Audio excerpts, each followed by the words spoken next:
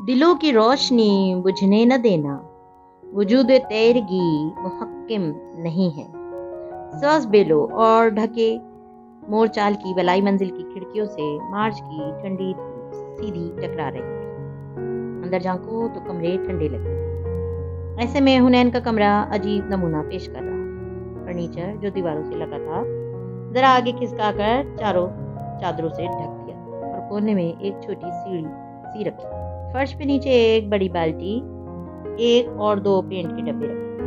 وہ خود عام شلوار قمیض پہنے، بالوں کو کشمیری انداز میں اسکارف میں لپیٹے، آستین پیچھے چڑھائے سیڑھی کے اوپر کھڑی تھی اور سوکھے برش کو بازو اونچا کر کے چھت سے ٹکرانے کی کوشش کر رہی تھی۔ میرا ہاتھ جا رہا ہے، میں دیوار کے اوپری کونوں تک پینٹ کر لوں گی، اس نے چہک کر اطلاع دی۔ نیچے فرش پہ آلتی پالتی کیے بیٹھے اسامہ نے بہت ضبط سے کھنکار کر اس کی توجہ لی۔ ہونا، یہ تم کل شام کیا اچانک سے ریسٹورنٹ کے بچے ہوئے ڈبے لے آئی ہو اور اب کہہ رہی ہو کہ تم نے پینٹ کرنا ہے کمرہ؟ انہوں نے گردن گھما کر نیچے بیٹھے اسامہ کو خفگی سے دیکھا۔ تم کیا جانو ادرک کا مزہ؟ جتنی ہوم ڈیکور کی ویب سائٹس میں نے دیکھی ہیں نا، پتا ہے ان کے کمرے اتنے خوبصورت کیوں ہوتے ہیں؟ کیونکہ ان میں یہ سفید چٹا پینٹ نہیں ہوتا۔ گورے ہمیشہ اپنی دیواروں کو ٹنٹ ضرور دیتے ہیں، دروازے وہ سفید رکھتے ہیں، ہمارے ہاں الٹا حساب ہے۔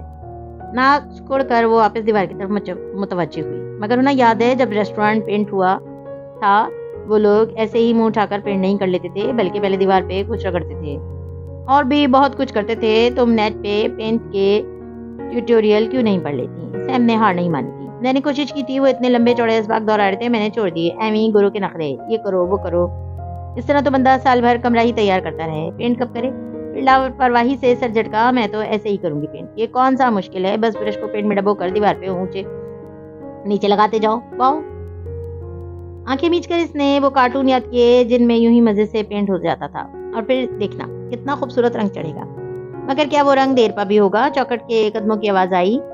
چوکھٹ پہ جب قدموں کی آواز آئی تو حنین وہیں ٹھہر گئی، برش والا ہاتھ نیچے گرا دیا، مڑی نہیں، ساکت کھڑی رہی۔ اسامہ جو نیچے بیٹھا تھا وہ بھی نہیں ہلا، بس سر جھکا دیا۔ وہ سادی سے ابھی تک نظریں نہیں ملا سکتا تھا۔ گورے ایک بہت اچھی، بہت قابل قوم ہے، اور جب وہ کہتے ہیں کہ یوں منہ اٹھا کر پینٹ نہیں کرتے تو وہ صحیح کہتے ہیں۔ وہ ہماری طرح سست اور کام چور نہیں ہوتے، اپنا ہر کام خود کرنے اور احسن طریقے سے کرنے کے عادی ہوتے۔ وہ گردن اٹھائے حنین کی کمرے کی دیواریں دیکھتا دھیمے لہجے میں بولا تھا۔ اسامہ اور حنین اپنی جگہ چپ تھے، ساکت اور جانو۔ خوبصورت رنگ ایسے نہیں چڑھ جاتے، ان کے لیے بہت محنت کرنی پڑتی ہے، جان مارنی پڑتی ہے، ایک ایک بات کا خیال رکھنا پڑتا ہے۔ یہ دیواریں، یہ گھر کی دیواریں اپنے اوپر کسی اجنبی رنگ کو ایسے ہی نہیں چڑھنے کی اجازت دیتی۔ وہ ہنوز گردن اونچی کے سادگی اور نرمی سے کہہ رہا ہے۔ اس کی طرف کمر کی اونچائی پہ کھڑی حنین کی آنکھوں کے کٹورے لبالب بڑھتے گئے، مگر لب ایک دوسرے میں سختی سے پیوست کر کے ضبط کیا۔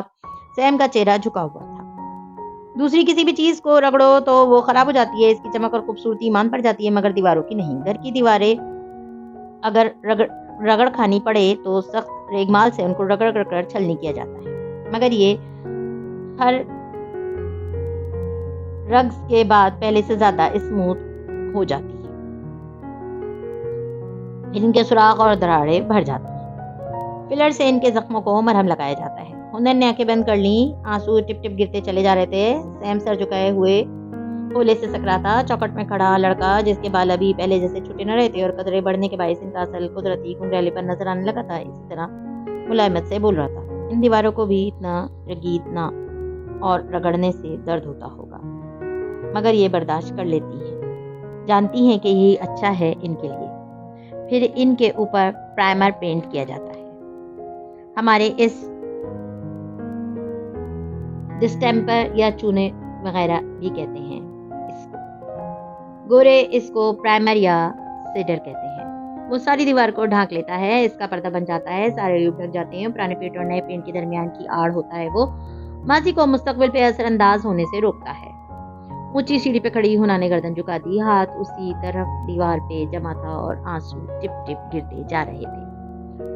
وہ پرائمر پینٹ اگر نہ لگایا جائے تو نئے آنے والے پینٹ ہر پینٹ کو دیوار کے پلستر کی جانب اپنے اندر جذب کر لیتا ہے۔ اس مستقبل کے ہر رنگ کو ماضی کے سوراخ آ جاتے ہیں، لیکن اچھے سے پرائمر لگا دو تو اوپر جو رنگ بھی کرو وہ ایسا خوبصورت چڑھے گا کہ سارا گھر چمک اٹھے گا۔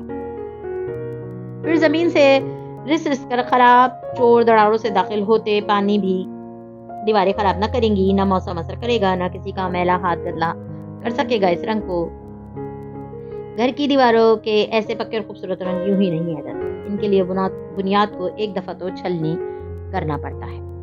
حنین نے برش کہاں گرایا، وہ کیسے سیڑھی سے جس لگا کر اتری، اسے علم نہیں تھا۔ بس وہ روتی ہوئی دوڑتی ہوئی آئی اور سعدی کے گلے لگ گئی۔ بھائی آئی ایم سو سوری، اس کا قصور نہیں تھا۔ بھائی آئی ایم سو سوری، آپ کا قصور نہیں تھا۔ سیم بھی ایک دم اٹھا اور بھاگ کر ان دونوں کے گرد بازو حمائل کیے، سعدی کے کندھے سے لگ گیا، وہ بھی روئے جا رہا تھا۔ بھائی میرا وہ مطلب نہیں تھا، مجھے ایسے نہیں کہنا چاہیے تھا، پلیز آپ دوبارہ مت جانا۔ وہ دو جو چھوٹے چھوٹے بچے تھے، ان کے صرف قد بڑے ہو گئے تھے۔ سعدی ان دونوں سے اونچا تھا، ان کے بازو دونوں سے زیادہ مضبوط تھے۔ وہ دونوں کے گرد بازو حمائل کیے، بیک وقت دونوں کو تھپک رہا تھا، اس کے چہرے پہ نرمی، آنکھوں میں نمی اور لبوں پہ مسکراہٹ تھی۔ مجھے بھی تم سے لڑنا نہیں چاہیے تھا، یہ غلطی کے پیچھے مجھے یہ نہیں بھولنا چاہیے تھا کہ جہاں کتنے لوگ بزدلی سے میرے معاملے سے جان بچا کر نکل گئے اور کتنے لوگ صرف لالچ میں میرا ساتھ دینا چاہتے ہیں، وہاں اتنے ماہ تم لوگ میرے لیے کھڑے تھے۔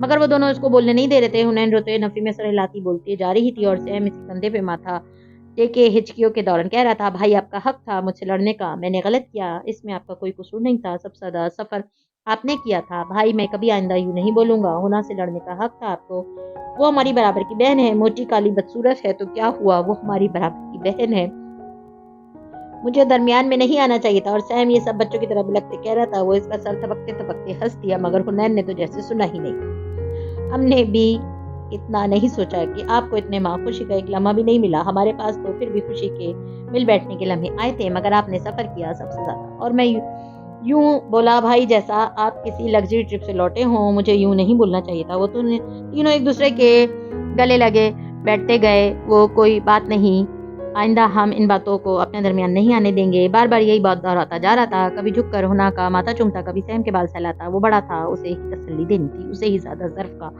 مظاہرہ کرنا تھا، بڑوں کی قربانیاں بھی بڑی ہونی چاہیے۔ موڑ چال کے باہر دھوپ ڈھلتی گئی، یہاں تک کہ بنگلے پہ چھایا سی تن گئی۔ اب حنا کی کھڑکی سے جھانکو تو وہ تینوں چوکڑی مارے فرش پہ بیٹھے تھے، درمیان میں کوک سے بھرے 3 گلاس، کوک کی بڑی بوتل اور چند ڈبے کھلے پڑے تھے جن میں سے برگر اور فرینچ فرائز جھلک رہے تھے۔ سعدی سر جھکائے کوک کے گلاس میں اسٹرا ہلاتا دھیرے دھیرے سے بول رہا تھا اور وہ دونوں کھاتے ہوئے سن رہے تھے۔ ہاشم سمجھا ہم باہر پریرا کے ہجوم میں گم ہونے والے ہیں، سو اس کے سارے بندے اسی طرف بھاگے، مگر ہم ایک باتھ روم کے نیچے مین ہول سے سرنگ میں اترے اور وہاں سے اسنیہا سے اشارہ کیا سیدھا باہر 2 گلیاں چھوڑ کر سڑک پہ نکل آئے۔ سر جھکائے بولتے اس کے چہرے پہ ریاست تھی۔ واؤ، سیم برگر کا بھاری نوالا منہ میں چباتا آنکھیں پھیلا کر بولا تو حنین نے آنکھیں دکھائیں، موٹے آلو چپ کرو، وہ تمہیں تکلیف دہ واقعے کا منظر نامہ بتا رہے ہیں، کسی ایڈونچر کا نہیں۔ سیم نے جلدی سے نوالا نگلتے ہوئے چہرے پہ مسکینیت طاری کی۔ اوہ، سعدی اس کے بدلے انداز پہ نرمی سے مسکرا دیا اور کہنے لگا، پھر ہم وہاں سے ایک ٹک ٹک میں بیٹھے، اور پتہ ہے بھائی کتنا اچھا ہوتا اگر آپ مسز کردار کو یرغمال بنا کر ساتھ لے آتے۔ 24 گھنٹے بعد جو میک اپ اتارنے سے ان کی حالت ہوتی، حنا خود بھی نہ رہ سکی، ہنستی رہی بول کر کافی دیر تک۔ سعدی نے ہاتھ اٹھا کر اس کے سر پہ ہلکا سا تھپڑ لگایا۔ یوں کرو تم بول لو میری خیر ہے۔ اللہ میں نے کیا کیا ہے؟ اور زمر جب سیڑھیاں چڑھ کر اوپر آئی تو اس نے دیکھا وہ تینوں اسی طرح ایک ساتھ بیٹھے برگرز کھا رہے تھے اور ایک دوسرے کو لقمے دے رہے تھے، چہرے پہ سوکھے آنسو کے نشان ابھی بھی موجود تھے اور لبوں سے مسکراہٹیں پھوٹ رہی تھی۔ سعدی، زمر نے دھیرے سے دروازے پہ دستک دی، تینوں سر گھما کر دیکھا، انہوں نے فوراً برگر بڑھایا، مگر وہ مسکرا کر نفی میں سر ہلاتی کام کی بات پوچھنے لگی۔ انٹرویو کو کیا بنا؟ فارس نے کچھ بتایا ہی نہیں۔ انٹرویو ہوں، سعدی نے سر جھٹکا، 30 لاکھ مانگ رہا تھا وہ اینکر، اور فارس ماموں کو دیکھے خود کہا تھا کہ تمہارے ساتھ چلوں گا، مگر وہاں جا کر بالکل چپ بیٹھے رہے، اتنا نہیں ہوا کہ 2 تھپڑ لگاتے تھے اس اینکر کو، ایک مارنے کا کام ہی تو آتا تھا ان کو، وہ بھی نہیں کیا۔ خفگی سے واپس گردن موڑ لی۔ زمر اور حنین نے ایک دوسرے کو دیکھا، پھر حنا کھنکاری، بھائی فارس ماموں چپ ہوں تب بھی بہت کچھ کر جاتے ہیں، ان کو ہلکا نہ لیں۔ بالکل، زمر مسکراہٹ چھپاتی واپس چلی گئی۔ نیچے آئی تو وہ کچن میں بیٹھا تھا، موبائل پر بٹن دبا رہا تھا۔ مجھے تم سے بات کرنی ہے فارس، اس نے کرسی کھینچ کر فارس نے نظریں اٹھائے، اسے دیکھ کر مسکرایا۔ زئی نصیب، آپ کو میرا نام بھی یاد ہے؟ تھوڑا بہت تو یاد ہے، وہ ہنس دی، پھر سنجیدہ ہوتے ہوئے بولی، شادی کا انٹرویو ہونا ضروری ہے، وہ اس کے لیے بہت اپسیٹ ہے، اور ہو جائے گا انٹرویو، وہ اٹھتے ہوئے بولا، انداز میں لاپرواہی تھی۔ مگر کیسے؟ زمر نے گردن گھما کر اسے دیکھا، پیسے دیں گے اور کیا، مگر اس کے لیے شادی راضی نہیں ہے، سو دعا کریں گے، کوئی اور حل ہے تو بتائیں مجھے۔ وہ چپ ہو گئی۔ مگر کوئی اور طریقہ نہیں ہے کیا؟ محتاط سے انداز میں پوچھا۔ کیا پروسیکیوٹر صاحبہ قانون پہ یقین نہیں رکھتی؟ آپ کو تو بس میں نے تہیہ کر لیا کہ اب قانون نہیں توڑنا اور شریف آدمی بن کر رہنا ہے۔ ایسے مشکوک نظروں سے کیا دیکھ رہی ہیں مجھے؟ سچ کہہ رہا ہوں، وہ خفگی سے کہتا باہر کی جانب بڑھ گیا۔ زمر سوچتی نظروں سے اسے جاتے دیکھے گئی۔ چند دن بعد چاک دامن تو خیر سل جاتا، چاک ہستی کہاں رفو کرتے۔ سفید دیواروں والے کمرے، عدالت میں دھوپ چھن چھن کر آ رہی تھی، موسم بتدریج تبدیل ہو رہا تھا، سردی بہت کم رہ گئی تھی اور خزاں رسیدہ درختوں پہ نئے شگوفے اور پتے کھلنے لگے تھے۔ چبوترے کے سامنے پروسیکیوشن کی بینچ پہ زمر بیٹھی، قلم الگنوں میں گھماتی، بغور کٹہرے میں کھڑے نوشیروان کو دیکھ رہی تھی۔ دوسری میز پہ ٹک لگا کر آرام دہ انداز میں بیٹھے ہاشم کردار کی پسندیدہ نظریں بھی وہیں جمی تھی۔ عزت مآب اختر مرتضیٰ صاحب بھی اس سے مخاطب تھے اور کرسی کا رخ ذرا ترچھا کیے کاغذ سے پڑھ کر اسے چارجز سنا رہے تھے۔ وہ کٹہرے کے جنگلے پہ ہاتھ رکھے کھڑا سپاٹ سا نظر آتا تھا، اس کی چہرے پہ زخموں کے تازہ نشان تھے اور ایک آنکھ نیلو نیل تھی۔ کیا آپ نے تمام چارجز سن اور سمجھ لیے؟ جی یور آنر۔ کیا آپ نوشیروان کردار 21 مئی 2015 کی شام پلاٹ نمبر 15 میں سعدی یوسف سے ملنے گئے تھے اور آپ نے ان پہ 3 گولیاں چلائیں، پھر بوٹ کی ٹھوکروں سے ان کو زخمی بھی کیا؟ زمر کے ساتھ بیٹھے سعدی کی چپتی نظریں شیرو کے چہرے کا عطا کیے ہوئے تھیں۔ نوشیروان نے نگاہیں اٹھا کر حاضرین کو دیکھا اور پھر بلند آواز میں بولا، یہ غلط ہے، میں اس روز دبئی میں تھا۔ کیا آپ تمام الزامات سے انکار کرتے ہیں؟ جی میں انکار کرتا ہوں، مجھے اس بارے میں کوئی علم نہیں ہے، میں بے گناہ ہوں۔ میکانیکی انداز میں نیچے بیٹھے ہاشم کو دیکھ کر بولا تھا، کیا آپ انوسنٹ پلیڈ کرتے ہیں؟ جی میں انوسنٹ پلیڈ کرتا ہوں۔ اس موقع پہ اگر ملزم صوبت جرم کا اقرار کر لے تو اس کے خلاف فیصلہ سنا دیا جاتا ہے اور اسی وقت سزا بتائی دی جاتی ہے۔ اگر وہ انکار کرے تو اسے شفاف مقدمے کا حق دیا جاتا ہے، جہاں وہ استغاثہ الزام لگانے والوں کے ثبوت و شواہد کا دفاع اپنے وکیل کے ذریعے کرے۔ اوکے، آپ کو فیئر ٹرائل کا حق دیا جاتا ہے، کیا آپ اپنے خلاف گواہ بننا چاہیں گے؟ نیچے بیٹھے ہاشم نے نفی میں سر کو ہلکی سے جنبش دی، نظریں شیرو پہ تھیں۔ نہیں یور آنر، میں خاموشی اختیار کروں گا، اس نے اسی انداز میں کہا تھا۔ چند منٹ بعد باہر راہداری میں زمر اور سعدی چلتے جا رہے تھے اور جب وہ بہت دل گرفتہ سا بولا تھا، مجھے یقین نہیں آ رہا جج نے کیسے اس کی ضمانت کی درخواست قبول کر لی، وہ اب گھر چلا جائے گا اور پھر ملک سے باہر۔ زمر نے نگاہیں پھیر کر اسے دیکھا، یوں لگتا تھا وہ برسوں پہلے یونیورسٹی کے موک ٹرائل سے نکلے تھے اور وہ ہیری کے خلاف فیصلہ آنے پہ شدید دل ملا رہا تھا۔ سعدی اس کو جیل میں پیٹا گیا ہے، اس کی جان کو خطرہ ہے، جج کو اسے جیل سے نکالنا ہی تھا۔ ہاشم نے اسے خود پٹوایا ہے، مجھے یقین ہے۔ ظاہر ہے ہاشم نے اسے پٹوایا ہے، سماج سے پچھلی رات، مگر ہم یہ باتیں جج کو کہیں گے تو ہم خود ہی جھوٹے لگیں گے، اس کی ضمانت ہونی ہی تھی، وہ اسے تسلی دے رہی تھی۔ اگلے ماہ کی تاریخ ملی ہے، کیسا نظام ہے یہ، ہم کتنا انتظار کریں گے، وہ تاریخ پہ تاریخ دیتے جائیں گے، زمر ایسے تو کبھی بھی انصاف نہیں ملے گا۔ وہ شدید تکلیف میں لگ رہا تھا، زمر یکٹک اس کی زخمی نظروں کو دیکھتی۔ یہ معاملات لمبے چلتے ہیں سعدی، کوئی بات نہیں، ہم لڑتے رہیں گے، مجھے نہیں پتا۔ وہ سر جھٹک کر خفا خفا سا چلتا گیا، زمر کے اندر کچھ ڈوب گیا، وہ بار بار اس پہ ایک فکر مند متحیر سی نظر ڈالتی تھی۔ نین رسامہ کا بھائی گھر آ گیا تھا، یہ تو طے تھا، مگر کیا سعدی یوسف گھر آ گیا تھا؟ وہ کیا کرے اور کیا وہ کبھی گھر آ پائے گا؟ اسے یقین نہیں آ رہا تھا۔ ایک تو خواب لیے پھرتے ہو گلیوں گلیوں، اس پہ تکرار بھی کرتے ہو خریدار کے ساتھ۔ ہارون عبید کی رہائش گاہ پہ وہ دوپہر سر سی تپش لیے سارے کو جھلسا رہی تھی۔ سبززار کی طرف کھلتی کھڑکی سے اندر جھانکو تو اپنے کلینک میں آبدار مخصوص کرسی پہ بیٹھی نوٹ پیڈ پہ کچھ لکھ رہی تھی۔ کھڑکی کی طرف اس کی کرسی کی پشت تھی اور یہاں سے اس کا نیم رخ دکھائی دیتا تھا، سرخ رومال میں بندے بال، جھکی آنکھیں، زرد رنگت، سرخ ہونٹ۔ وہ اداسی سے سر جھکائے لکھتی جا رہی تھی جب دروازہ کھلا۔ میں آج مزید کلائنٹس نہیں، اکتا کر بولتے اس نے نظریں اٹھائیں تو رک گئی، یہاں سے دکھائی دیتے آدھے چہرے پہ واضح حیرانی ابھری۔ بابا خیریت؟ سامنے چوکھٹ میں ہارون کھڑے تھے، کلف لگے شلوار سوٹ میں ملبوس، وہ مطمئن نظریں اس میں جمائے ہلکی سی مسکراہٹ کے ساتھ آگے آئے۔ تم ٹھیک ہو آبی؟ آبی نے کرسی کی پیچھے کو ٹک لگائی تو اب اس کا چہرہ زیادہ واضح ہوا، اس پہ اداس مسکراہٹ رنگ گئی تھی۔ جی آپ نے وعدہ کیا تھا، اس لیے اب ٹھیک ہوں۔ اوکے تمہیں ایک کام کرنا ہے۔ وہ سامنے کرسی پہ براجمان ہوتے سادگی سے بولے، آبدار کے ابروئی کچے ہوئے، جی کیا؟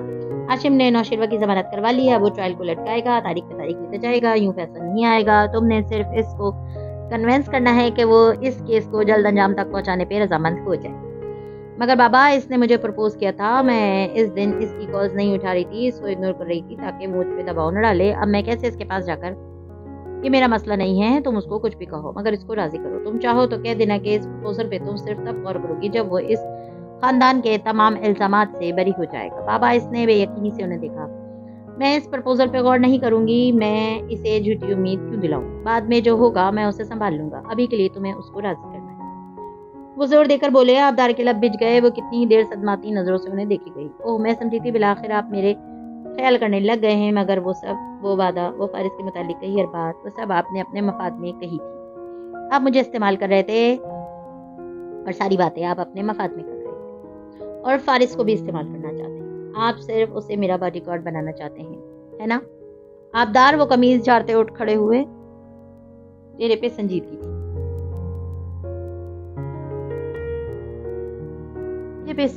تھی۔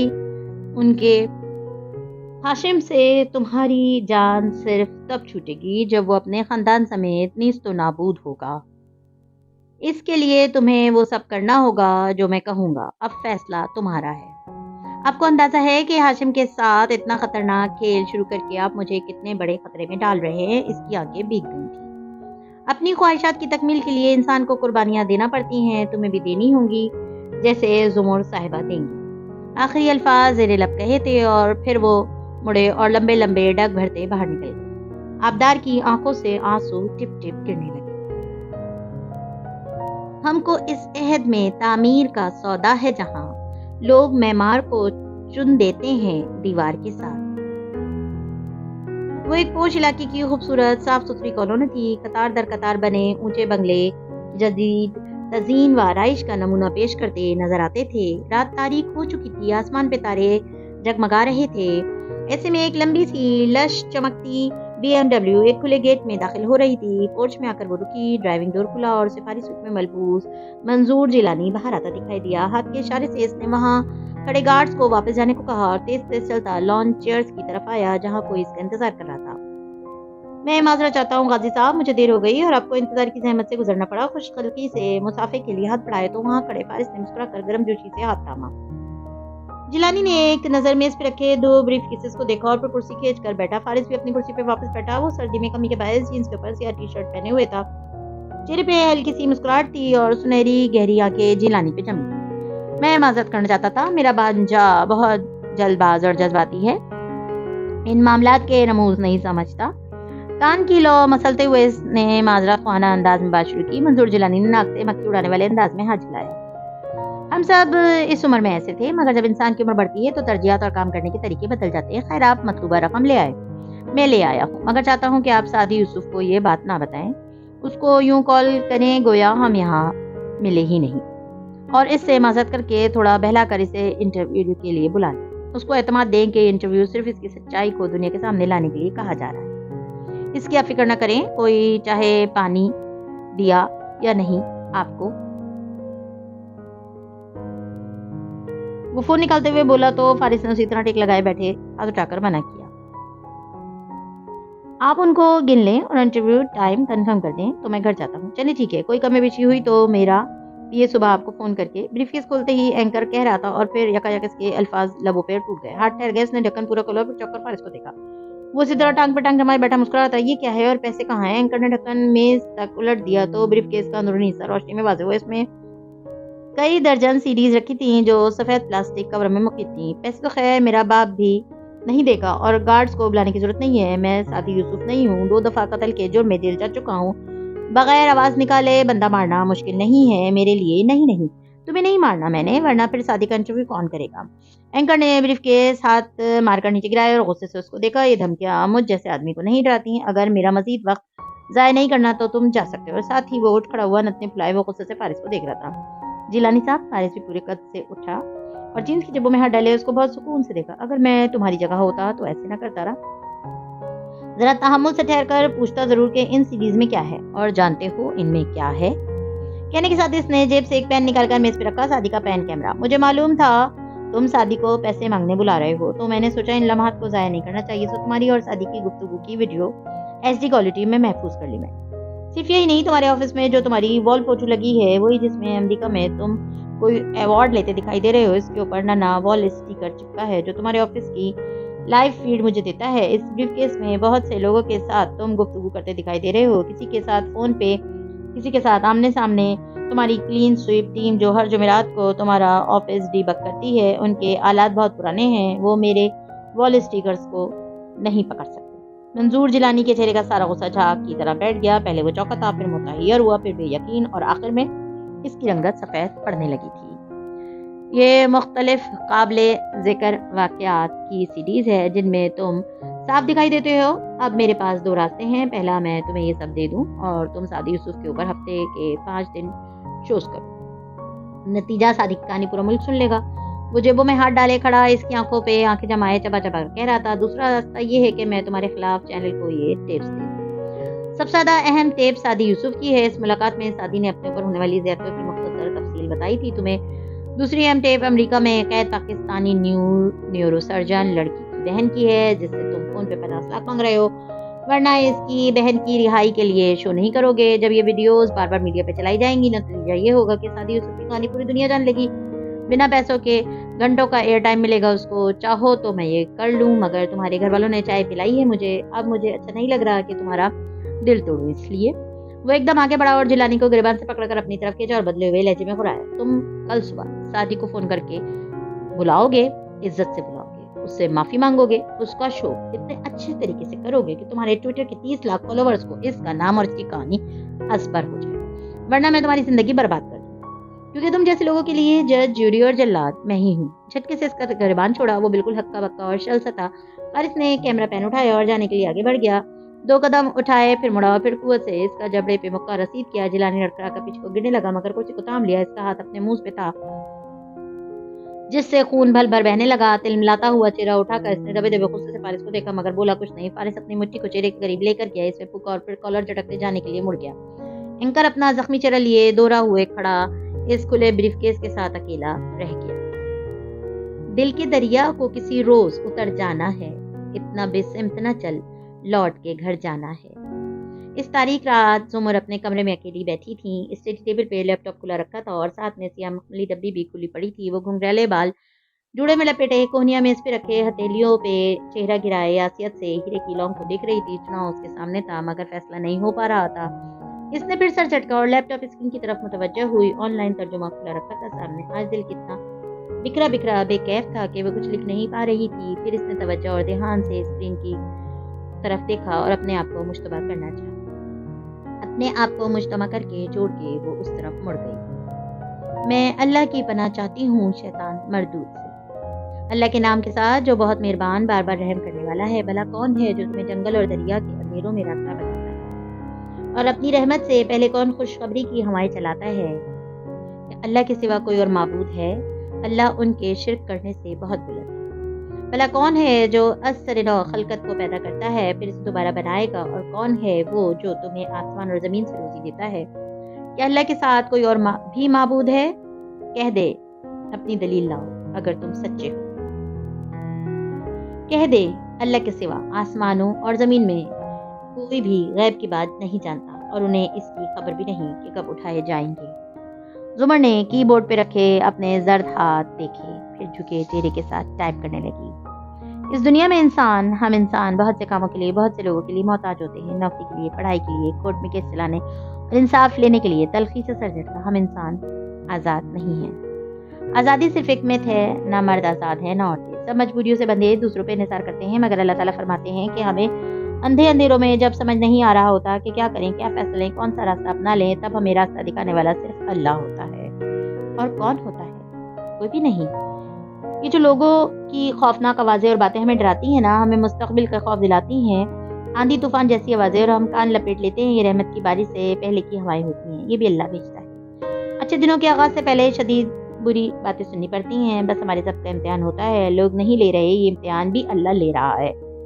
مگر کیا ہمیں اس پہ اتنا بھروسہ ہے کہ صرف اسی پہ انحصار کر سکیں؟ اور اگر ہم نہیں کرتے صرف اس پہ توکل تو اس کو فرق نہیں پڑتا۔ اللہ تعالیٰ لوگوں کے موازنوں اور مقابلوں سے بہت اوپر بلند ہے، وہ پھر بھی انسانوں کو پیدا کرتا رہے گا، ان کو مارنے کے بعد دوبارہ اٹھائے گا، ان کی روزی بھی دے گا۔ ہماری قسمتوں میں کیا لکھا ہے، ہماری شادیاں کب تک چلیں گی، بچے کیسے ہوں گے، بڑے ہو کر کیا ہوگا ان کا، ہمیں موت کی زمین پہ آئے گی، یہ سب ہمیں نہیں پتا، اسے پتا ہے۔ پھر بھی ہم لوگ اتنے کمزور ہیں کہ صرف اس پہ بھروسہ نہیں کرتے، انسانوں کو سہارا بناتے ہیں۔ انسانوں کو سبب بنانا چاہیے، مدد لینی چاہیے مگر سہارا نہیں بنانا چاہیے۔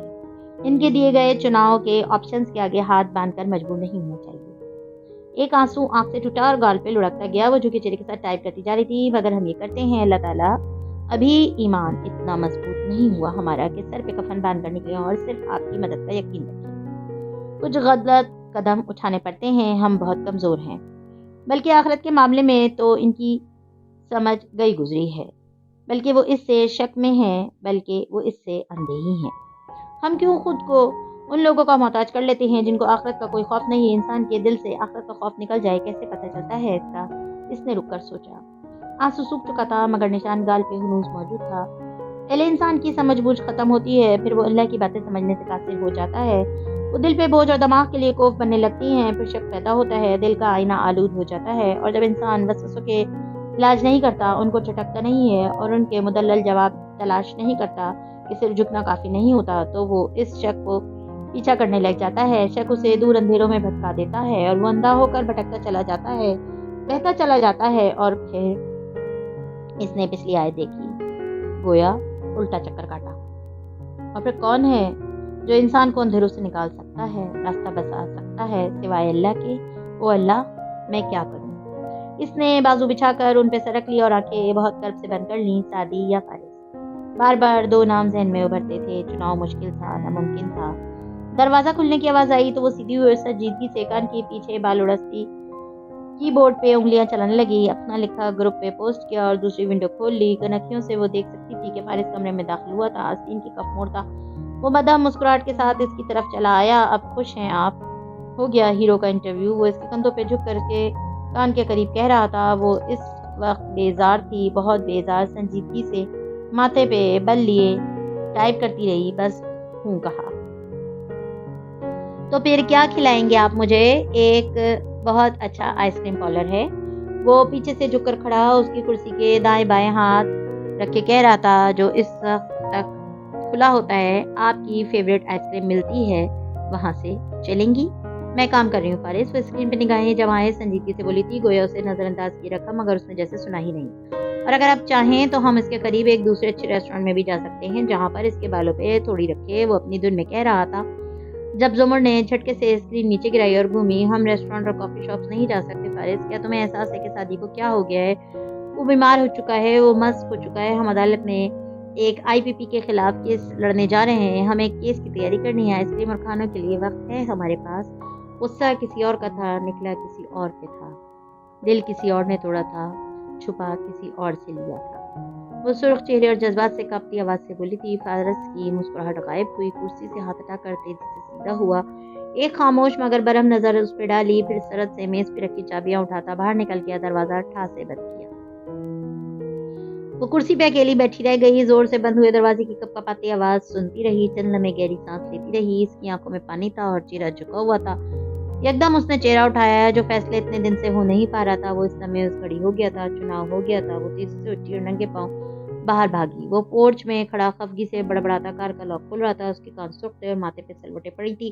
جب وہ دوڑتی بیرون دروازے کی چوکھٹ تک آئی، آئی ایم سوری۔ فارس نے ایک سپاٹ نظر اٹھا کر دیکھا اور پھر سر جھکا کر دروازہ کھولنے لگا۔ وہ دوڑ کر آگے آئی اور کار کا دروازہ پکڑ لیا۔ فارس رک کر انہی برہم نظروں سے اسے دیکھ رہا تھا اور پھر وہ چونکا، آنسو اس کی آنکھوں سے گر رہے تھے۔ آئی ایم سوری کہ میں نے تمہیں جانے دیا، میں کام کر رہی ہوں کیس پہ، کیونکہ وہ کبھی ٹھیک نہیں ہوگا اگر ہم کیس نہ جیتے تو۔ آئی ایم سوری کہ میں نے تمہیں جانے دیا، مگر میرے پاس اختیار تھا تمہیں جانے دوں یا کیس پہ کام نہ کروں۔ وہ دروازے کے اوپر دونوں ہاتھ جمائے بہتے آنسو کے ساتھ کہہ رہی تھی۔ فارس کے ماتھے کی سلوٹیں ویسی ہی تھیں، البتہ تاثرات کی سختی کم تھی۔ میرے پاس چوائس تھی، تم یا سعدی، میں فیصلہ نہیں کر پا رہی تھی۔ تاروں جیسے آنسو ٹوٹ کر اس کی گردن پر لڑک رہے تھے۔ موٹی خوبصورت گھنگریلے لٹوں کے حالے میں اس کا چہرہ زرد بہت دکھی لگتا تھا۔ فارس کی پیشانی کی شکنیں کم ہوتی گئیں۔ میں تمہیں نہیں جانے دے سکتی تھی، میں سعدی کو بھی واپس لانا چاہتی تھی، میں ایک وقت میں ایک کا چناؤ کر سکتی تھی۔ فارس نے ترہم سے اسے دیکھا۔ زمر، تم لوگ خواہ میں خواہ اتنے خوار ہو رہے کیوں کر رہے ہو خود کو؟ ٹرائل کبھی نہیں چلے گا، 1 سال سے پہلے تو شروع نہیں ہوگا، ہاشم کبھی کیس نہیں چلنے دے گا۔ مگر وہ نہیں سن رہی تھی۔ میرے پاس چناؤ کا اختیار تھا، مگر فارس میں تمہیں نہیں چنوں گی۔ وہ نفی میں سر ہلا کر کہہ رہی تھی، اس کی بیکی آنکھیں زخمی تھیں۔ کیونکہ تم میرے ہو، جو میرا ہے وہ میرا رہے گا۔ میں تمہیں نہیں چنوں گی کیونکہ کوئی بھی تمہیں مجھ سے دور نہیں کر سکتا۔ اس کے چہرے کی آخری شکن بھی جاتی رہی۔ گہری سانس لے کر وہ اسے دیکھے گیا۔ تو کون تمہیں مجھ سے دور کر رہا ہے سوائے تمہارے اپنے؟ اور میں سعدی کو بھی نہیں چن رہی۔ وہ اسی طرح روتے کہہ رہی تھی، میں کیوں چنوں اس کو؟ میں مجبور نہیں ہوں، میرے ہاتھ بندھے ہوئے نہیں ہیں، میں کسی انسان کے سامنے مجبور نہیں ہوں۔ انسان اندھیروں میں راستہ نہیں دکھا سکتے۔ میں نے اپنا چناؤ کر لیا ہے۔ تیلیوں کی پوچھ سے گال رگڑتے ہوئے اس نے چند गहरे सांसें लेकर खुद को संभालना चाहा। आंसू फिर भी उबल उबल रहे थे और नाक और गाल गुलाबी पड़ रहे थे। मैं फारिस को नहीं चुनूंगी, मैं सादी को नहीं चुनूंगी, मैं जुमर को चुनूंगी, मैं खुद को चुनूंगी। ऊंची गर्दन और मजबूत आवाज से वो चेहरा साफ करते हुए बोली थी, मैं वो करूंगी जो जुमर को करना चाहिए। जुल्म जुमर के साथ भी हुआ है, सब अपनी जिंदगी शुरू कर सकते हैं सिवाय मेरे। जुमर को इंसाफ चाहिए। ये सिर्फ शादी के लिए नहीं है, ये जुमर के लिए भी है। मुझे भी उस वक्त तक सुकून नहीं मिलेगा जब तक मैं उन लोगों को तबाह होते ना देख लूं। मैं जुमर को चुन रही हूँ और जुमर बहुत अच्छी अदाकारा है। कि वो आंखें सुकेड़ कर गौर से उसे देख रहा था। जुमर, अगर कोई बात है तो तुम मुझे बताओ। एक दफा पहले भी तुम रोते हुए कमरे में आई थी, तुम्हें दमे का अटैक हुआ था और तुम दरख्तों की बातें कर रही थी। वो आगे बढ़ा और नरमी से उसके हाथ थाम लिए। बाद में अदालत में तुमने बताया कि मुझे उस रात तुमने हकीकत जान ली थी। अब मैं नहीं समझ पा रहा हूँ क्या हुआ है, मगर कुछ हुआ जरूर है, मुझे बताओ। नरमी से पूछ रहा था। वो भीगे चेहरे के साथ मुस्कुरा दिया और नफी में सर हिला दिया। मेरा डिप्रेशन, मेरा ज़हनी दबाव बहुत बढ़ गया है। मुझे लगता है मैं केस की वजह से तुमसे दूर हो जाऊंगी, मगर नहीं। अब के वो धुले धुलाए चेहरे और गुलाबी आंखों के साथ मुस्कुरा कर बोली थी, जो मेरा है वो मेरा रहेगा। मुझे तुम्हें नजरअंदाज या नाराज करने की जरूरत नहीं है। हम अच्छी उम्मीद और अच्छी तैयारी के साथ भी केस लड़ सकते हैं और तुम जब कहोगे हम डिनर पे भी जा सकते हैं। वो हल्का सा मुस्कुराया। तनिया साथ ढीले पड़े। वो जो लम्हे भर के लिए वो डर गया था कि कुछ हुआ है। वो वायमा भी धन से जाता रहा। इसके नरमी से इसे अपने करीब किया और इसका सर अपने कंधे से लगाकर चंद लम्हे थमकता रहा। फिर बहुत मोहब्बत से धीरे से बोला, आई हेट यू टुडे। वो एक झटके से अलग हुई। भीगी गुलाबी आंखों में एकदम ढेर सारा गुस्सा उतारा था। क्या कहा? वो बेयकीन भी थी। अहमद शफी ने तुम्हारा नाम चुरा रखा था। कभी इत्तला है कि कचहरी में बहुत से लोग तुम्हें इसी नाम से पुकारते हैं और मैं हर नमाज में दुआ करता हूँ कि अल्लाह इन लोगों को नेक अजर अता करे।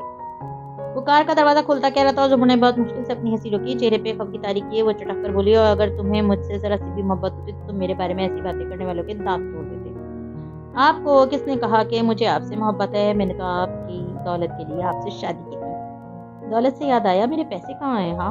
वो अंदर बैठ चुका था और वो उसकी खिड़की पे झुकी नाराजी से कह रही थी, जिन पैसों को हाशिम कारदार ट्रेस नहीं कर सका, आपने सोचा भी कैसे कि वो आपको मिल जाएंगे। जाइए जुमर बीबी, जूते पहन कर आए, फिर मैं आपको डिनर पे लेके जाऊँ। हाँ, वो भी मेरे पैसों से होगा। वो सीधी होते हुए खफा खफासी बोली और मुड़ गई। पीछे से इसने इसकी बड़बड़ाहट सुनी थी, लालची वकील न हो तो। इस दफा असली वाला गुस्सा चढ़ा, मगर सर झटकती अंदर चली गई। इसका टूटा दिल बिला आखिर जुड़ने लगा था।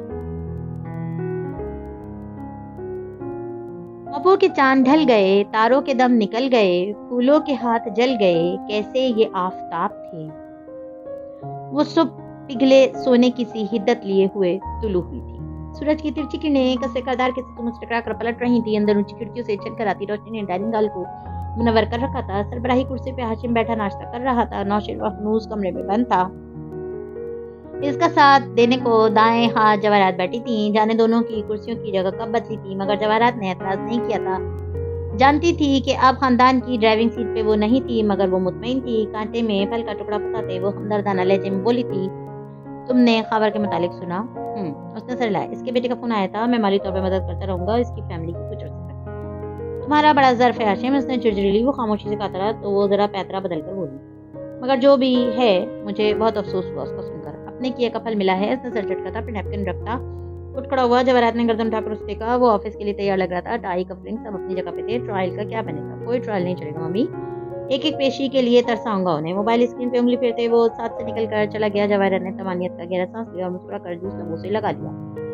खबर का बाप तो खत्म हुआ। चंद मील दूर उस पुरशिकवा इमारत के एक वसी ऑफिस में हारून उबैद अपनी मखसूस कुर्सी पे विराजमान थे। टेक लगाकर बैठे, गाल तले उंगली रखे, वो महसूस नजरों से सामने बैठी जुमर को देख रहे थे, जिसकी गर्दन उठी हुई थी और चुपती हुई नजरें उन पे जमी थी। वो दरमियान में हाल मेज के बायस ये नहीं देख सकते थे कि जुमर ने कुर्सी की निशस्त एक हाथ से मजबूती से थाम रखी और बार बार वो तीक निकल कर खुद को पुरसकून जाहिर करने की कोशिश कर रही थी। तो आपने क्या फैसला किया? अगर आप वाकई हाशिम कारदार को हमारे साथ ट्रायल लड़ने पर आमादा कर लेते हैं तो ठीक है।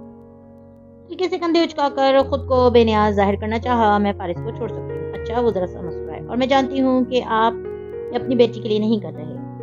अब के वो भी जरा सा मुस्कुराई थी। आप फारिस को इस्तेमाल करना चाहते हैं, इसे अपनी बेटी का बॉडीगार्ड बनाना चाहते हैं, मगर ऐसा नहीं हो पाएगा। वो कभी भी ऐसे किसी दाम में नहीं आएगा। मैं नहीं वार्न करूंगी उसे, मगर वो खुद इतना समझदार है कि आपका हर वार खता जाएगा। ये मेरा मसला है, इसलिए क्यों ना हम वो बात करें जो आपका मसला है। आगे होते हथेलियां बाहम फंसाते हुए उन्होंने मुस्कुराकर कहा। आपने अच्छा फैसला किया, अपने बोझ को किसी की ज़िंदगी से निकाल कर उसे हल्का करने का फैसला बहुत अच्छा रहता है। आपको और कुछ नहीं करना, बस उसकी ज़िंदगी से निकल जाना है। मगर ट्रायल के बाद, हम ट्रायल जीतें या हारें, इस वक़्त का इंतज़ार नहीं करूँगी मैं। मगर कम से कम जब इतना केस चल चुका होगा कि मुझे लगे आपने अपना वादा ईफ़ा कर दिया है, तो मैं इसे छोड़ दूँगी। और अगर आपने ऐसा न किया तो कमरे में लम्हे पर को सन्नाटा छा गया, मगर तुमने अदाकारी जारी रखते हुए उसी बेनियाज़ी से शाने उठाए। जब मैं आप पे एतबार कर रही हूँ, तो आपको भी मुझ पे यकीन करना चाहिए। मगर हो सकता है कि सिर्फ़ आपकी चाल हो, आप सिर्फ़ वादा करने की अदाकारी कर रही हैं और अपना मतलब निकल आने के बाद अपनी बात से फिर जाएँ। ऐसे में मुझे तो कोई फ़ायदा नहीं होगा ना। इनकी ज़ीरक निगाहें अंदर तक उतर रही थीं। ज़ुमर का दिल ज़ोर-ज़ोर से धड़कने लगा, मगर चेहरे पे मुस्कुराहट बरकरार रही। ठीक है, आपने यकीनन कोई कॉन्ट्रैक्ट बनवा रखा होगा। लाइए मैं दस्तखत कर देती हूँ। आप वकील लोग हर कॉन्ट्रैक्ट के निकलने के सुराग ढूँढ लेते हैं, मैं ऐसी गलती नहीं करूँगा। तो फिर आप मेरी ये गुफ्तगू रिकॉर्ड कर रहे होंगे यकीनन, ताकि मुझे ब्लैकमेल कर सकें। ऐसा भी नहीं है। उन्होंने नफ़ी में सिर हिलाया, क्योंकि आप बहुत मोहतात अल्फाज का चुनाव कर रही हैं। अगर इस मंजर की वीडियो बनाकर मैं फारिस को दिखा भी दूं, तो आप विक्टिम लगेंगी और मैं विलन। यूं फैसला आपके हक में हो जाएगा, मगर मैं ऐसा नहीं चाहता। पहली बार जुमर को महसूस हुआ कि कमरे में तनाव और घुटन बढ़ रही है। खतरे का सायरन दूर कहीं जोर जोर से बजने लगा। कोई आवाज मगर सुनाई नहीं देती थी, सिर्फ सुर्ख बत्ती जलती बुझती दिखाई देती थी। किसी ने अंदर कहा कि उठो और चली जाओ, लानत भेजो इस केस के साथी को समझा लेना। मगर जिसका अंदर ज्यादा जोर चलता था, उसने उस आवाज को दबा लिया, क्योंकि जुमर का इंतखाब जुमर ने कर लिया। तो फिर कैसी जमानत चाहिए आपको मुझसे? उन्होंने जवाब देने के बजाय मेज पे खड़ा करके सीधे रखे टैबलेट की तरफ मतवज्जो मबजूल की और स्क्रीन को छूकर कुछ दिखाने लगी। जब आप इस इमारत में दाखिल हुई थी, तो आपने अपना पर्स एक्सरे से गुजारा था। आपके पर्स के अंदर की तस्वीर, अंदर तक का खाका मेरे पास खुला रखा है। इसमें एक छोटी चौकोर शेर नजर आ रही है, जिसके अंदर एक नन्हा सा हीरा मौजूद है। ये तस्वीर चूंकि पर्स का एक री इमेज है, ये सिर्फ एक खाका दे सकता है, मगर मैं जानता हूँ कि वो हीरा इस नोजपिन का है जो किसी जमाने में फारिस गाजी ने आपको दी थी। कुर्सी की निशिस्त पे जमे इसके हाथ ने जोर से लेदर को बिछा। इसके कंधे कदे सीधे हुए, लब पड़पड़ाए, आंखों में इस्तेजाब उभरा। और जब आपको ये मालूम हुआ था कि गिफ्ट देने वाला फारिस था, तो आप गुस्से से घर छोड़कर जंगल की तरफ निकल गई। उस दिन के बाद से आपने उसको नहीं पहना। हैरान मत हो, कुछ तो मालूमात हो ना मेरे पास भी। यकीनन ये मेरे मुलाजिम ने कारदार के गार्ड को बताया होगा। सब नौकरों को खबर हो गई थी उस रात। और मुलाजिम कानों के जितने पक्के होते हैं, जबान के उतने ही कच्चे होते हैं। खैर, आप इस नोजपिन का जिक्र क्यों कर रहे हैं? वो बोली तो आवाज में दबा दबा सा गुस्सा लग रहा था। अगर ये आपके पर्स में ना होती, तो मुझे ये ख्याल भी ना आता। मगर मेरी किस्मत अच्छी थी। वो टैबलेट नीचे रखते हुए मुस्कुराकर बोले, आप इसे खुद ही मेरे पास ले आई। फिर बाहम मुट्ठियां फंसाए मजीद आगे हुए उसकी आंखों में जाकर, मिसेस उमर, अपनी बात पे एतबार दिलाने के लिए आप मुझे इससे अच्छी जमानत नहीं दे सकती। इस डब्बी को मेरे पास छोड़ जाइए। आसमान के सारे तारे एकदम समंदर में जा गए थे। इसका सांस तक रुक गया था। ये डब्बी? जी। जब आप ये वादा पूरा करेंगी, तो मैं इसे वापस कर दूंगा। नहीं करेंगी तो बल्कि मैं क्या करूंगा? मेरी मिल्कियत में ये डब्बी देखकर वो खुद ही आपको छोड़ देगा। उसी को जमानत कहते हैं ना, इसी को कॉन्ट्रैक्ट और एग्रीमेंट कहते हैं ना। और जब आपने इसे छोड़ ही देना है, तो फिर ये डब्बी कोई हैसियत तो रखती नहीं है आपके लिए। सो इसे मुझे दे दें। सारे समंदर की सतह पे चंद लम्हे तैरते रहे, मगर तिनके जैसा सहारा भी न मिला। तो अंदर गिरते चले गए, डूबते चले गए। इसकी बुरी आंखों की जोत बुझ गई। वो अपनी जगह से उठ खड़ी हुई। हारून मुंतजर से उसे देखे गए। वो कुछ न बोली, चुपचाप उनको बुझी बुझी नजरों से देखती रही। इसके जहन में पकड़ दकड़ हो रही थी और दिल बंद होने को था। मैं आपके साथ किसी किस्म की अदाकारी नहीं कर रही, लेकिन आपको सिर्फ इस तरह यकीन आए तो इस तरह से ही। पर्स से वो डब्बी निकाल कर उसने खोलकर मेज पे पटक दी। अंदर जगमगाता नन्हा हीरा ढेर सारी रोशनी मुनअक्किस करने लगा। ये लीजिए, अगर आपने अपना वादा पूरा न किया, तो मैं हाशिम को बता दूंगी कि आपकी बेटी मेरे शौहर के लिए क्या जज्बात रखती है। जब उसे पता चलेगा, तो वो इसका क्या हश्र करेगा, आपको मालूम है। सो अब आप पीछे नहीं हटेंगी। वो सपाट लहजे में कह रही थी। हारून वाकई चौंके थे इसके अल्फाज में नहीं, इस डब्बी को देखकर। फिर उन्होंने एक सराहती नजर जुमर पर डाली, गोया वो इम्तिहान में पास हो गई थी। वो बहुत जल्द खुद आपसे कहेगा कि इसे ये केस लड़ना है। ये मेरा वादा है, इसमें हम सबका फायदा है। जुमर ने पर्स उठाया और एक कटी की नजर उन पर डालकर बाहर निकल गई। दरवाजा जोरदार आवाज से बंद किया। बाहर राहदारी में चलते हुए इसने बदले आंसू रुकने चाहे, मगर वो नहीं रुके। कतरे टिप टिप चेहरे पर लुढ़कने लगे। इसने रुककर दीवार का सहारा लिया, गोया खुद को ढह जाने से रोका हो, बचाया हो। कुछ खो दिया था और अब दिल डूब डूब कर उभरता था। चंद गहरे सांस लिए, चंद आंसू पिए, फिर वो दोबारा से चलने लगी। अब की दफा आंखों की जोत बुझ चुकी थी, मगर चल वैसी ही थी, मोहतात सी। जरा सी फिसलन गिरा सकती थी और उसे अब कोई गलती नहीं करनी थी। चंद मील दूर हाशिम के ऑफिस के बाहर खड़ी आबदार ने मोबाइल पे आया पैगाम देखकर से वापस पर्स में डाला, फिर जी खड़ा करके चलती हुई दरवाजे के करीब आई। इसका दिल जोर जोर से धड़क रहा था, मगर वो खुद को संभाले हुए थी, वो सुकून रखने की कोशिश की हुई थी। दरवाजे का हैंडल पकड़ते हुए वो ज़ेरे लब बड़बड़ाई, इतना बड़ा खतरा मोल ले लूं क्यों? फिर से झटका और उदासी से मुस्कुराई। वो तुम्हारे लिए ऐसा कभी नहीं करेगी फारिस। और फिर अंदर दाखिल हो गई। ऑफिस अभी खाली था और हलीमा के बकौल हाशिम के आने में आधा घंटा था। आबदार को अब आधा घंटा इधर बैठकर इसका इंतजार करना था। मुझे आपको कुछ बताना है, हुनैन यूसुफ ने सुबह इससे ये कहा तो जवाब में फारिस ने सर हिलाकर कहा था, मुझे भी तुम्हें कुछ बताना है। वो दोनों मोरचाल के पोर्च में खड़े थे और वो बाहर जाने की तैयारी में था। मैं जानती हूँ आपको खबर के बारे में बताना है, मैं भी वही बताना चाह रही हूँ। वो चमकती आंखों और मखमूम मुस्कुराहट के साथ बोली थी, इसका एक बेटा है जो अब वापस अपनी माँ और दादी समेत खबर के घर आके रहने लग गया है। ने उसको सब कुछ बता दिया है, इसके बाप ने क्या किया और किन के लिए ये सब किया। इसका दिल बदल गया है अपने बाप के लिए, और किसी शख्स के लिए इससे बड़ी सजा क्या होगी इसकी औलाद का दिल बदल जाए इसके लिए। मेरा ख्याल है आपको। वो जोर से तेज तेज बोल रही थी। करीबन घंटे भर बाद वो इस बंगले के ड्राइंग रूम में बैठा था, जीन्स और शर्ट में मलबूस, वो टांग पटांग जमाए संजीदगी से इधर उधर देख रहा था। अजीब खामोश सी कमरे में थी। सामने बैठा नॉर्मल लड़का खामोश था, वो उलझा हुआ भी था, मुकद्दस खामोशी को तोड़ नहीं पा रहा था। दफतन चौखट पे आहट सी हुई, वो दोनों इस तरफ देखने लगे। एक औरत पहले नमदार हुई, उसके दोनों हाथ एक व्हील चेयर की कुछ को थामे हुए थे, जिसको धकेलती हुई अंदर ला रही थी। फारिस की नजरें वहीं जम गईं, वो बस उसे देखता रहा। वो खावर था, उसका अकड़ा हुआ फालिज़दा जिस्म व्हील चेयर पे रखा था, गोया इसमें रूह न हो। गर्दन तिरछी मुंजमद थी और चेहरे पे ऑक्सीजन मास्क चढ़ा था। सात चंद नालियां भी जुड़ी थी, उसके होंठ टेढ़े मेढ़े से होकर एक जावे पे जम गए थे और आंखें सिर्फ वही हरकत करती थी। इनकी सियाह गेंदें घूम घूम कर फारिस के चेहरे से टकराती थी और उनमें बेबसी थी, खौफ था, दुख था। क्या इनकी बेहतरी की कोई उम्मीद है? इसने साथी से लड़के को मुखातिब किया। लड़के ने अफसोस से नफी में सिर हिलाया। इनका जिस्म मुस्तकिल तौर पे महफूज हो चुका है, हाथ की सिर्फ एक उंगली हिला सकते हैं। एक दफे हिलाए तो मतलब है हाँ, दो दफा हिलाए तो ना। बोल भी नहीं सकते, बस देखते हैं, रोते बहुत हैं आवाजों से, मगर अल्फाज नहीं निकलते। डॉक्टर्स कहते हैं कि कुदरती इलाज कुदरती फालिज अटैक है और इसी सूरत हाल में अब हम समझौता इसी से कर लें। इसका कोई इलाज नहीं है, वो दबी आवाज में बता रहा। फारिस बस गर्दन मोड़े उसे देखता रहा, जो सिमटा सिमटा सा व्हील चेयर पे पड़ा था। जर्द बेजान चेहरा, बेहद गिरा हुआ वजन, हड्डियों का ढांचा सा इंसान। इसकी भीगी नजरें फारिस पे जमी थी। बहुत माहों साल दोनों के दरमियान फिल्म की तरह चलने लगे थे। बोल नहीं सकते तो क्या हुआ, सुन तो सकते हैं ना। वो बहुत देर बाद बोला था और आवाज ठंडी थी, ठंडी और सपाट। जी सुन सकते हैं, लड़के ने सर हिलाया। तो फिर आज कर्नल खावर तुम्हारे साथ कुछ सुनेंगे, कहानी जो मैं सुनाने जा रहा हूँ। फारिस ने निगाहों का रुख उस लड़के की तरफ फेरा। और मैं चाहता हूँ कि तुम इस कहानी को सारी जिंदगी याद रखो। जब तक ये जिंदा हैं तुम रोज उनको वो कहानी सुनाया करो। खावर की आंखों से आंसू गिरने लगे। मैं समझा नहीं, लड़का अब के उलझा था। जब मैं शुरू करूंगा तो समझ जाओगे। फिर बताओ शुरू करूं?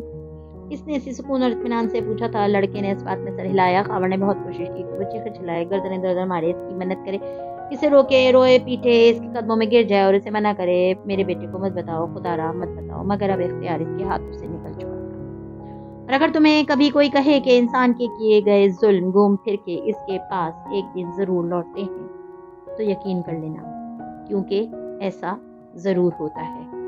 इधर हुनैन मोरचाल के लाउंज में बैठी टीवी देखते हुए ड्राई फ्रूट खा रही थी। जुमर अभी अभी लौटी थी और खामोश सी इधर बैठी थी, गोया ज़हन कहीं दूर उलझा हो। सादी लैपटॉप लिए बैठा कुछ पॉइंट्स कागज पे लिख रहा था। वो इंटरव्यू की तैयारी कर रहा था। दफतन हुनैन उठी और सीढ़ियों की तरफ बढ़ गई। मुट्ठी में खुश्क मेवे भरे वो उनको वक्फे वक्फे से खाती जीने चढ़ती ऊपर आई। अपने कमरे का दरवाजा खोला और फिर इसकी दिल खराश चीख सबने सुनी थी। जुमर और सादी के ख्यालात टूटे, जैसे उनको होश आया। वो दोनों ऊपर की तरफ भागे। हुनैन क्या चौकटते आते हुए सादी के अल्फाज टूट गए। कमरे की अलग बता रही थी कि क्या हुआ है। हर शय बिखरी हुई थी, अलमारियां दराजे खुले पड़े थे, जूतों वाले खाने से सारे डब्बे निकले हुए थे। लॉक वाली दराज में चाबी लगी थी और वो खुला था। हुनैन हवास बाख्ता सी खिड़की में खड़ी थी। शल हक्का बक्का खिड़की भी पूरी खुली थी। हुना तुम ठीक हो? क्या हुआ? जुमर ने बेख्तियार उसे कंधों से थामा, इसका चेहरा अपनी तरफ घुमाया। वो मेरे सामने खिड़की से कूदा और वो शल सी अभी तक गर्दन मोड़े बाहर देख रही थी और उसने दीवार फांद ली। कौन था? सादी ने तेजी से बालकनी भागा था। वो एक आदमी था, उसने सुर्ख मफलर लपेट रखा था और उसके लंबे बाल थे। वो छोटा कद था, सफेद चेहरे के साथ टूटे फूटे अल्फाज में बताने लगी। सादी वापस अंदर आया, स्टूडियो की तरफ लपका। उसे नीचे जाकर उस आदमी को पकड़ना था। क्या कर रहा था वो यहाँ? बताओ। हुनैन इसके हाथ में मेरा मेमोरी कार्ड था। वो अलीशा वाला मेमोरी कार्ड लेकर चला गया। अल्लाह मेरे! हुनैन ने सर दोनों हाथों में थाम लिया। जुमर ने बेसाख्ता खुली दराज को देखा, उसे जोर का चक्कर आया। मेरे पास तो उसकी कॉपी भी नहीं है। जुमर अब क्या होगा? जुमर ने ढाल सी काउच पे गिर गई। अब क्या होगा? कसे करदार के बरामदे के ऊंचे सतूनों पे دھوپ کی پہلی کرنیں گرتی نظر آ رہی تھی۔ ہاشم موبائل دیکھتا زینے اترتا نیچے آ رہا تھا۔ اس کی کار کے سامنے منتظر سی کھڑی تھی۔ شوفر دروازے کھولے ہاتھ باندھے کھڑا تھا۔ وہ جیسے ہی کار کے قریب آیا، ایک گارڈ سامنے سے تیز تیز چلتا اس کی طرف آتا دکھائی دیا۔ سر، اس نے عجلت میں پکارا۔ ہاشم نے نظر اٹھا کر اسے دیکھا۔ کیا ہے؟ ایک ملاقاتی ہے آپ کے لیے۔ ان کا کہنا ہے کہ آپ ان سے واقف ہیں، سو ان سے مل لیں۔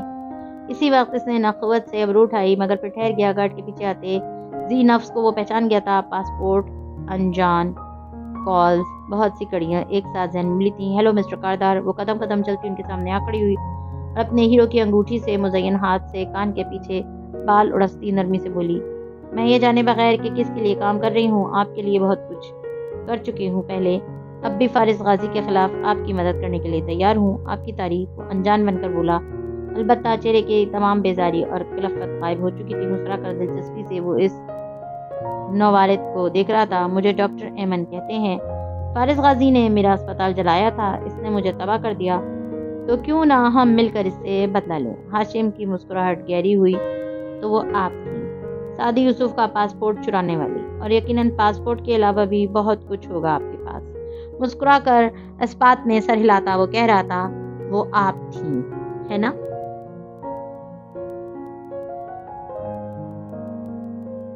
مزید ویڈیوز دیکھنے کے لیے ہمارے چینل کو سبسکرائب کیجیے۔